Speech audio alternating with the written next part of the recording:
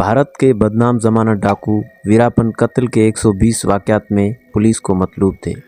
लंबे चेहरे और घनी मूंछों वाला ये शख्स सबसे जालिम और खतरनाक इंसान तस्वर किया जाता रहा। 18 जनवरी 1952 को गांव गोपीनाथम तमिलनाडु में पैदा हुए वीरापन ने हाथी दांत बेचने के कारोबार के साथ साथ जुराइम की दुनिया में कदम रखा। कहा जाता है कि वीरापन ने 14 साल की उम्र में पहला हाथी मारा था। लोगों का ख्याल है कि उसके बाद उसने तकरीबन 2000 हाथी मारे। हाथी दांत से वीरापन संदल की लकड़ी की स्मगलिंग में आए और उसके बाद कत्ल और अगवा का सिलसिला शुरू हुआ।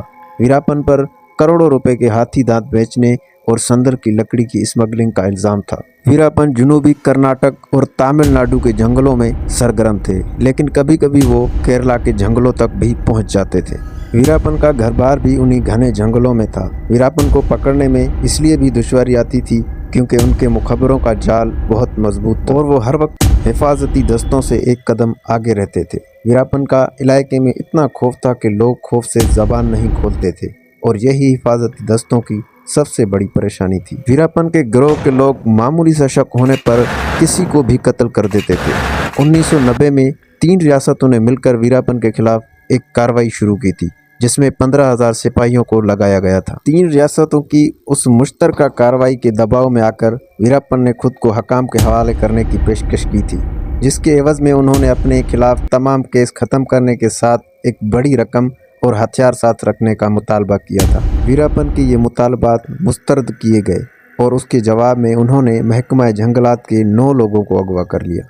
वीरापन को सिर्फ एक बार 1986 में गिरफ्तार किया जा सका था, जिसके बाद वीरापन 4 पुलिस वालों को कत्ल करके फरार हो गए थे। दिसंबर 2002 में उन्होंने जनूबी रियासत कर्नाटक के वजीर एच नागप्पा को अगवा करके हलाक कर दिया था।